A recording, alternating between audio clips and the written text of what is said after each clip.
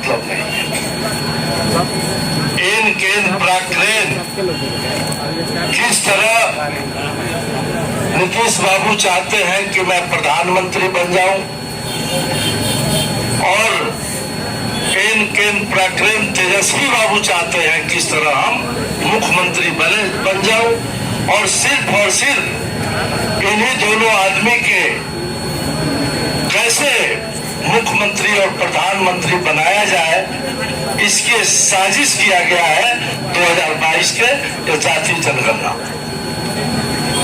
आप किसी भी संप्रदाय के लोगों से कुछ खास वर्ग को छोड़कर, खास संप्रदाय को छोड़ करके आप पता करेंगे तो सभी संप्रदाय, सभी समुदाय के लोग अपने को ठगा सा महसूस कर रहे हैं। वैश्य समाज में एक तुरहा उप समाज के लोग हैं, उनकी एक बड़ी आबादी है। अभी सुबह तुरहा जी बैठे हैं, हम लोग को बता रहे थे इनका कम से कम 30-35% की आबादी है बिहार, लेकिन इनको किस तरह से कम आंक कर 5-5.5 लाख दिखाया गया है। अब दूसरा उदाहरण मैं बताता हूं। इस बिहार सरकार का जब एनडीए की सरकार थी, जिस सरकार में हम भी थे, तो अनुग्रह नारायण संस्थान के द्वारा जातीय जनगणना कराया गया था कानू समाज, और सिर्फ कानू समाज का उस समय 5.5% आबादी दिखाया गया था। यह राज्य सरकार बोल रहा है, तो मैं नहीं बोल रहा हूं, यहाँ बैठे हुए लोग नहीं बोल रहे। लेकिन अभी उसको 2 खंड में बांट दिया, कानू को अलग और हलवाई को अलग।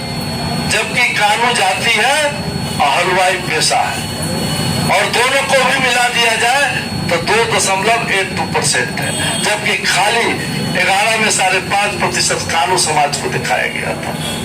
पूरे वैश्य समाज को 22% दिखाया गया था। हम लोग शुरू से जानते हैं और मानते रहे हैं, उसमें बढ़ना चाहिए था, लेकिन किस तरह खंड खंड में बांट करके कानू को अलग, हलवाई को अलग, तेली भाई को अलग, सोनार भाई को अलग, तलवार भाई को अलग, चुरहा को अलग, मतलब खंड खंड में बांट करके राजनीतिक साजिश के तहत इसे कमजोर बताने का काम किया गया। और एक खास समुदाय के लोगों जो अलग अलग है, अलग अलग समाज में सब लोग जानते हैं कि इनकी आबादी अलग अलग है, उनको एक जगह करके एक मुश्त दिखाया गया है, एक मजबूती के तौर पर कि एक राजनीतिक दबाव बने कि भाई इनकी तो इतनी बड़ी आबादी, एक तरफ इतना बड़ा आबादी को जो समाज का 1/4 आबादी है उसको खंड खंड में बांट करके राजनीतिक रूप से कमजोर किया गया है, और एक तरफ जो खंड खंड में था उसको एक जगह करके मजबूत करके दिखाया गया है। समाज को मनोवैज्ञानिक तौर पर उसको एक दबंग, कहिए कि दबंगई के रूप में दिखाने का काम किया गया है कि देखो भाई यह समाज का इतनी बड़ी आबादी है, और यही समाज का व्यक्ति राज्य का मुख्यमंत्री बनेगा और देश का मुख्यमंत्री बनेगा, आपका कहीं कोई नाम लेने वाला नहीं। तो हम सारे वैश्य समाज के लोग यहाँ उपस्थित हैं, वैश्य समाज के सभी जाति के लोग यहाँ उपस्थित हैं, और वैश्य ही समाज नहीं, राज्य के जितने भी अन्य समाज के लोग भी हैं। 1-2 समाज, मैंने पहले भी कहा कि 1-2 समाज को छोड़ करके सभी समाज के लोग इस जनगणना से दुखी हैं। आप यहाँ बैठे हुए जितने लोग हैं 100 में 80% तो कह सकते हैं कि हमारे यहाँ जनगणना करने के लिए लोग आया, लेकिन 20% लोग कहेंगे कि मेरे यहाँ जनगणना करने के लिए नहीं आया। ये तो जल्दीबाजी में कर करके एक आंकड़ा पेश किया गया कि 2024 और 2025 के चुनाव में कैसे मैं दबंग के रूप में सामने में अपना प्रकट हो।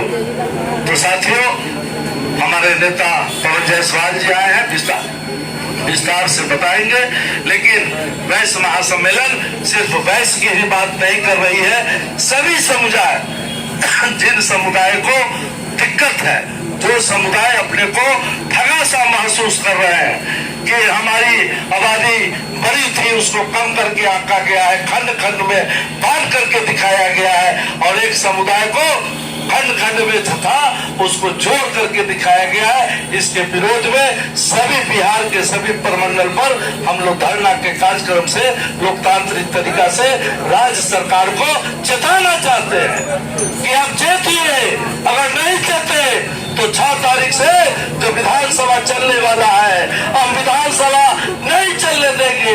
भारतीय जनता पार्टी एनडीए के लोग विधानसभा में नहीं चलने देंगे, और आपके साजिश को हम जनता के सामने ले जा करके दिखाने का काम करेंगे कि किस तरह बिहार को ठगने का काम कर रहे हैं।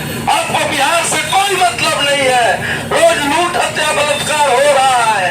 आज भी आप देखे होंगे पेपर में किसी मीनापुर में किसी को हत्या कर दिया गया है।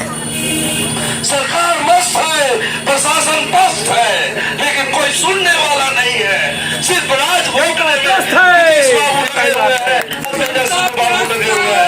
जनता आपको 2024 में और 25 में बटन दबा करके आपको बता देगी कि आपकी साजिश चलने वाला नहीं है।